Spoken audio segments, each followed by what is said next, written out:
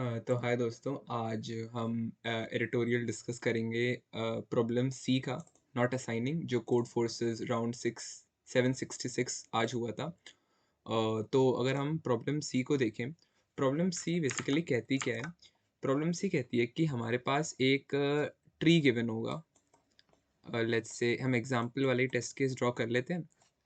Let's say हमें एक tree given होगा, और हर एज को कोई ना कोई वेट गिवन होगा।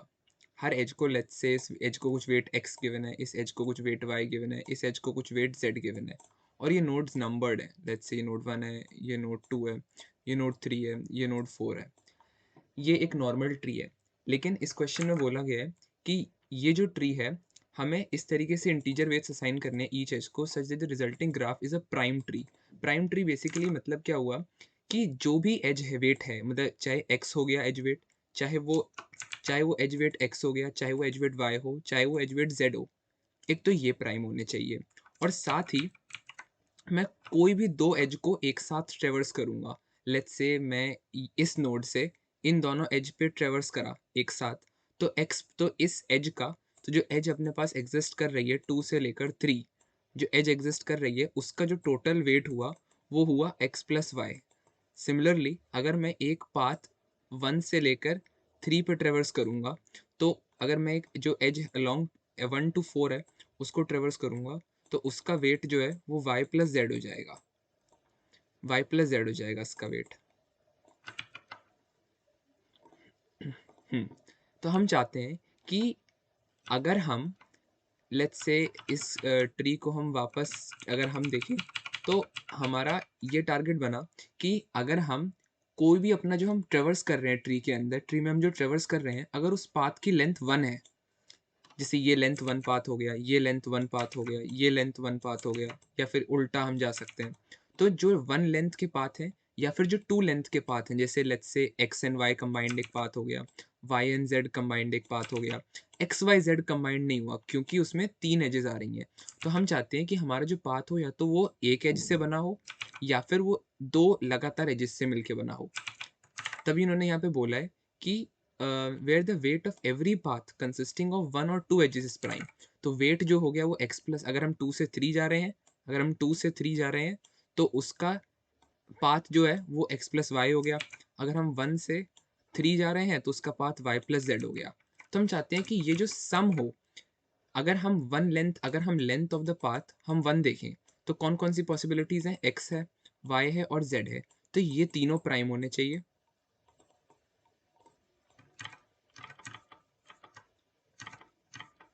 ये तीनों प्राइम होने चाहिए। और अगर मैं 2 लेंथ पाथ कंसिडर करूं, जैसे एक पाथ हो गया x प्लस वाई पाथ हो गया, एक पाथ हो गया y प्लस जेड पाथ, 2 ही पाथ पॉसिबल हैं 2 लेंथ्स के, तो ये भी प्राइम होना चाहिए।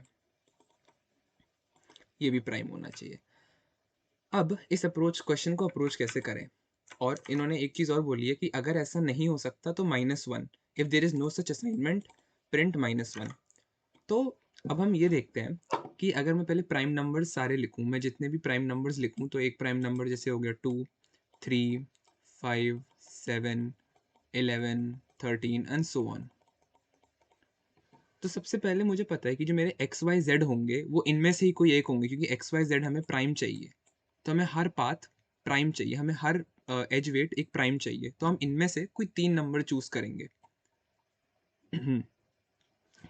इससे पहले हम, ये हमारे पास प्राइम नंबर्स आए, तो हम एक जनरल नोड का स्ट्रक्चर देखते हैं। लेट्स से मान लेते हैं कि ये अपना एक नोड है, एंड ऐसे देखते हैं कि लेट्स से ये एक नोड है, यहाँ से एक एज आई, ये एक नोड है, ये एक नोड है एंड ये एक नोड है। एक हम जनरल ट्री की बात कर रहे हैं, हम एक जनरल ट्री की बात कर रहे हैं। तो ये एक पर्टिकुलर सेक्शन है, ये जो है ये एक सेक्शन होगा किसी ट्री का, जिसमें एक ये नोड है, ये नोड, ये नोड, ये नोड ऐसे कनेक्टेड होंगे। तो मान लेते हैं कि मैं एज वेट असाइन करता हूँ, जैसे कि दो, मैं अगर 2 पाथ्स कंसिडर करूँ, मतलब मैं वो पाथ कंसिडर करूँ जिनकी लेंथ 2 है। एक तो 1 पाथ वाले हैं, एक एक हमारे पास 2 टाइप के पाथ हैं बेसिकली, एक जिनकी लेंथ 1 है और एक जिनकी लेंथ 2 है। तो जैसे मैं अगर बात करूँ 2 पाथ मतलब 2 लेंथ पाथ की, तो x प्लस वाई अगर मुझे प्राइम चाहिए, तो मुझे पता है कि अगर मैं इनमें से मैं एक्स एंड वाई ऐसे कैसे चूज करूं इनमें से ताकि वो प्राइम हो। मैं कभी भी एक्स एंड वाई को दो ऑड नंबर नहीं ले सकता। लेट्स से मैं एक्स को ये ले लूं, वाई को ये ले लूं, तो मैं कोई भी दो ऑड प्राइम नहीं ले सकता। तो X and Y can not be odd prime. अगर दोनों ऑड प्राइम हो गए तो वो सम इवन बना देगा जो टू से बड़ा होगा। इन केस में आप कोई भी दो ऑड प्राइम लो इनमें से, यहाँ से हमें कोई भी दो ऑड प्राइम सेलेक्ट करो, सारे ही ऑड प्राइम है, उनका सम इवन आएगा और वो प्राइम नहीं होगा। तो ये पक्का है कि इनमें से एक को इवन होना पड़ेगा। सो एक्स और Y has to be even. किसी एक को इवन होना पड़ेगा, दोनों इवन नहीं हो सकते। अगर दोनों इवन हो गए तो 2 and 2 4 हो जाएगा जो प्राइम नहीं है। तो लेट्स से हम मान लेते हैं कि x अपना हमेशा 2 रहेगा और यहाँ पर हम x ये मान लेते हैं। लेट्स से ये x है, ये y है, ये z है। तो अगर मैं 2 लेंथ वाले पाथ कंसिडर कर रहा हूँ अभी, तो x अपना 2 पक्का है। अब y क्या हो सकता है? y एक ऑड नंबर होगा। लेकिन ऐसा क्या हो, लेट्स से 2 + 3 5 हो गया, 2 + 5 7, 2 + 7 9। तो ऐसे नहीं कह सकते, हम कोई भी ऑड नंबर सेलेक्ट नहीं कर सकते। तो लेट्स से मैंने कहा एक मैंने 2 सेलेक्ट कर लिया है, दूसरा मैं 3 सेलेक्ट कर लेता हूँ। क्यों मैंने इसलिए करा, क्योंकि 2 + 3 करूँगा तो वो 5 आएगा। तो लेट्स से मैंने y को ले लिया, तो मैंने कहा लेट, मैंने y को ले लिया 3। तो अब मैंने x को 2 माना, y को, तो मैंने x को 2 मान लिया, y को मैंने 3 मान लिया, y को 3 मान लिया, y को 3 मान लिया। तो अब अगर मैं इस कंडीशन को देखूं तो हाँ, ये मेरे पास वन लेंथ वाली जो पाथ है इसका ये एक प्राइम है। सिमिलरली वन लेंथ ये जो है ये एक प्राइम है, और ये जो 2 लेंथ वाला पाथ है 3 + 2, ये भी इसका वेट 5 है जो प्राइम है। अब मैं अगर z वाले पाथ की बात करूं, ये वाले पाथ की, तो मुझे पता है कि ये जो पाथ है x + z है इसका वेट, इसमें से x तो 2 है, तो अब x + z हम चाहते हैं प्राइम हो। x अगर 2 इवन है तो z को ऑड होना पड़ेगा, क्योंकि अगर z इवन हो गया तो फिर प्राइम रहा नहीं, तो z को ऑड होना पड़ेगा। तो z को लेट्स से कोई ऑड वैल्यू लेनी पड़ेगी। लेकिन अगर अब मैं ये पाथ देखूंगा yz वाला, ये कॉन्ट्रडिक्ट कर जाएगा इस बात को, क्योंकि y भी ऑड है और अब z भी ऑड हो गया जो इवन हो जाएगा, जो पॉसिबल नहीं है कभी। तो इससे हमें ये अंडरस्टैंड हुआ कि कोई भी नोड जो है, आपका कोई भी नोड होगा, तो no node has degree greater than equal to 3। तो कोई भी अपना जो ट्री है उसमें कोई भी नोड की डिग्री 3 या 3 से ज्यादा नहीं हो सकती। जैसे यहाँ पे, तो जैसे मैं ये नोड है, जैसे अपना ये वाला नोड है, इसकी डिग्री 3 है यहाँ पे, तो ये प्रॉब्लम 3 के लिए अकर हुई। यही प्रॉब्लम 4, किसी डिग्री नोड की डिग्री 4 होगी तो उसमें भी सेम प्रॉब्लम अकर होगी। ये 3 के लिए हुई तो 4 के लिए भी सेम प्रॉब्लम अकर होगी। लेट्स से मैं अगर यहाँ पे एक नोड और ऐड कर देता तो उसके लिए भी सेम प्रॉब्लम अकर होती, उसके लिए सेम प्रॉब्लम अकर होती। तो अगर अपने ट्री में हम सबसे पहले हर नोड की डिग्री निकालेंगे। अगर किसी भी नोड की डिग्री 3 या 3 से ज़्यादा आई तो कभी हम असाइनमेंट कर ही नहीं सकते हैं जिसको। तो इससे हमने ये देखा कि एवरी नोड, हर नोड की डिग्री जो है, हर नोड की जो डिग्री है वो लेस देन इक्वल टू 2 होगी। लेस देन इक्वल टू 2 से मतलब दो ही पॉसिबिलिटी है, या तो डिग्री 1 होगी हर एक नोड की डिग्री, या डिग्री 2 होगी। और हम ये बात भी जानते हैं कि ट्री में, और ऐसा ट्री जिसमें नोड्स की सिर्फ डिग्री 1 and 2 हो, वो हमेशा एक स्क्यूड ट्री होगा। स्क्यूड ट्री मतलब इस फॉर्म का ट्री, हमेशा इस फॉर्म का होगा वो। कोई भी ट्री जिसमें अगर हर नोड की डिग्री 1 है या फिर 2 है, जैसे यहाँ पे इस नोड की डिग्री, जैसे इस नोड की डिग्री 1 है, इस नोड की डिग्री 1 है, और इन सब नोड की डिग्री 2 है, तो वो ट्री हमेशा स्क्यू ट्री होगा। स्क्यू ट्री मतलब ऐसे स्ट्रेट लाइन बनेगा। हम इसको, लेट्स से अगर मैं इसको यहाँ से पकड़ लूँ, इसको रूट बना लूँ, तो 2 मेरा ऐसे हो जाएगा, 1 इस तरीके से, एंड 2 एंड 2 इस तरीके से। तो इस तरीके से आपका ट्री बनेगा, तो आप उसको एक स्ट्रेट लाइन में ट्रैवर्स कर सकते हो बेसिकली, आप उसको स्ट्रेट लाइन में ट्रैवर्स कर सकते हो। तो इस क्वेश्चन में यही है। और इस क्वेश्चन में एक बात ये है कि तो बेसिकली अब हमें करना कुछ नहीं है, हमें जो भी एजेस गिवन है, इन एजेस को हमें प्रोसेस करना है, इनकी डिग्री निकालनी है, हर नंबर्ड नोड की डिग्री निकालनी है। किसी की भी डिग्री अगर 3 से बड़ी आई, तो फिर वो गलत है। जैसे अगर मैं इसी एग्जाम्पल को देखूँ, जैसे अगर मैं पहला एग्जाम्पल देखूँ, तो पहला एग्जाम्पल में देखें 1 एंड 2, तो एक 1 है और एक 2 है, तो दोनों नोट्स की डिग्री क्या है? दोनों नोट्स की डिग्री 1 है।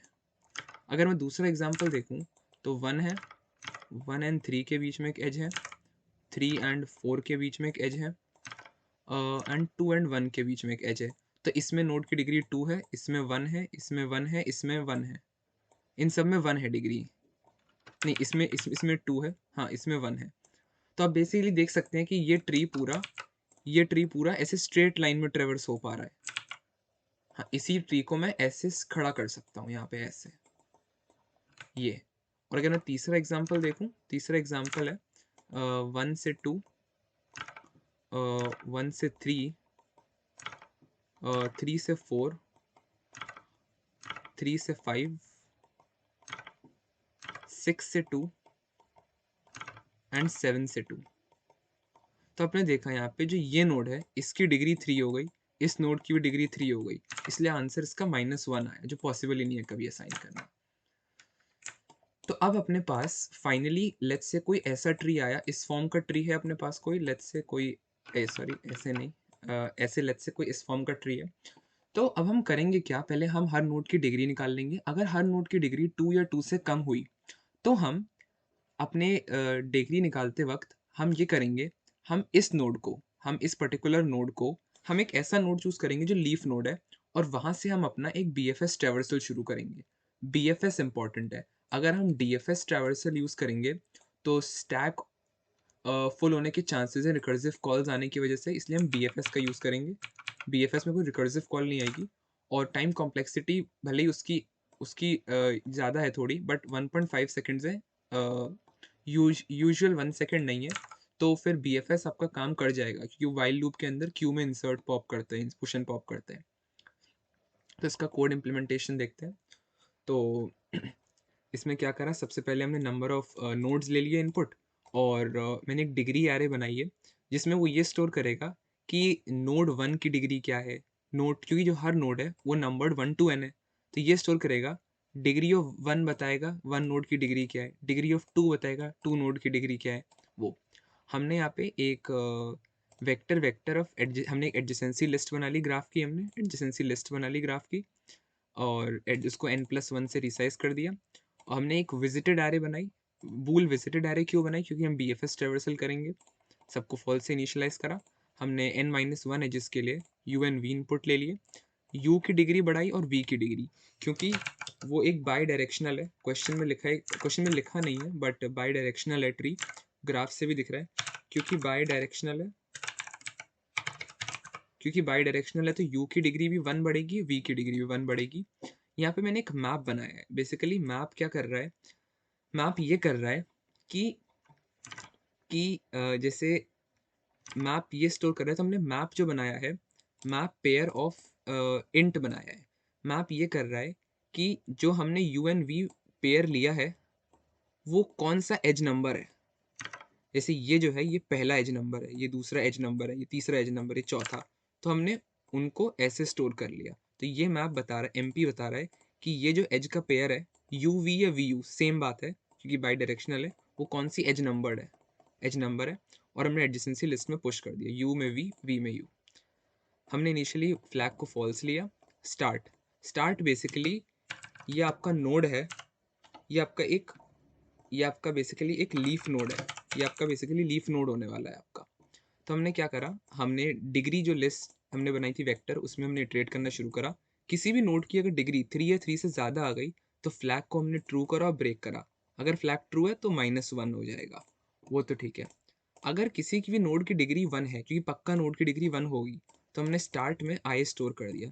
तो बेसिकली अगर मैं इस एग्जाम्पल में देखूँ, लेट्स से इसको 1 मार्क करा, इसको 2 मार्क करा, इसको 3 मार्क करा और इसको 4 मार्क करा, तो यहाँ पे ये अपना एक लीफ नोड है। तो स्टार्ट यहाँ पे 3 हो जाएगा या 4 भी हो सकता है, कोई भी एक होगा जो लीफ नोड होगा जिसकी डिग्री 1 होगी। फिर हमने एक बीएफएस स्टार्ट करा, हमने उसको सोर्स मान के, नोड विद 1 डिग्री को सोर्स मान के हमने बीएफएस स्टार्ट करा। एक नॉर्मल बीएफएस इम्प्लीमेंटेशन है ये। सोर्स लिया, क्यू में पुश करा, उसे विजिटेड मार्क करा।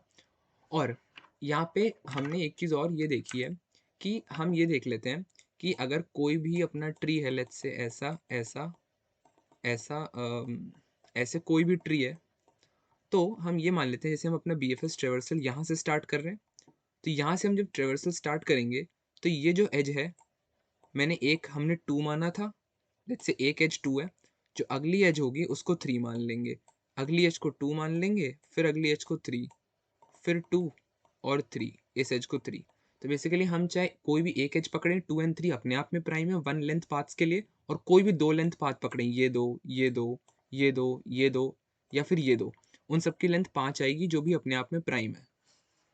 तो बस ये करना है। हमने इनिशियली ओपी वेरिएबल हमने 2 स्टोर करा, अगर क्यू एम्प्टी नहीं है तो हमने उसका फ्रंट लिया, उसको पॉप करा, और हमने जो करंट हम जिस पे हैं, हमने उसके एडजेसेंसी नोड्स देखे। अगर वो पहले से विजिटेड नहीं है तो हम देखेंगे, अगर ओपी 2 के बराबर है, ओपी 2 के बराबर है, तो हमने ये क्या करा है, आंसर में हमने क्या करा, हमने एक मैप लिया। आंसर ये बताएगा कि ये जो एज नंबर है उस पे कौन सी वैल्यू स्टोर करी है, क्या वेट असाइन करा है।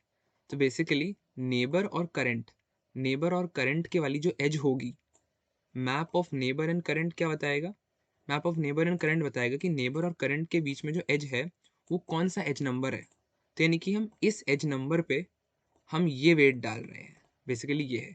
हमने जो वेट डाला और फिर हमने ओपी को 3 कर दिया ताकि अगला जो ऑल्टरनेट हो 2 और 3 के बीच में, अगर 3 है, अगर, तो बेसिकली एमपी ऑफ ये बता रहा है कि नेबर और करंट के बीच में जो एज है वो कौन सी एज नंबर है, और आंसर में हम ये स्टोर कर रहे हैं कि ये पर्टिकुलर एज नंबर को हमने ये वेट असाइन करा है। तो हम जो वेट असाइन करेंगे हम ऑपोजिट कर देंगे, अगर 2 वेट असाइन करेंगे तो ओपी को 3 कर देंगे ताकि अगली बार 3 यूज़ हो, और अगर 3 हम असाइन करेंगे तो ओपी को बाद में 2 कर देंगे, उसे क्यू में पुश कर देंगे, विजिटेड ऑफ नेबर को ट्रू मार्क कर देंगे।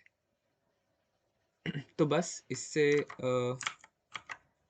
इससे तो पास हो गए थे सारे टेस्ट केसेस, तो बस यही था। और यहाँ पे एक मेमोरी लिमिट एक्सीडेड आया था जब पहले सबमिट करा था।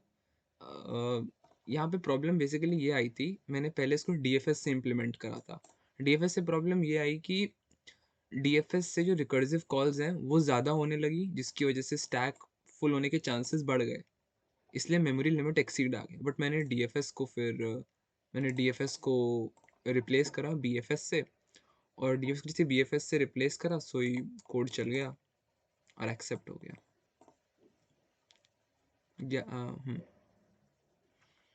तो यही था आज के लिए बस।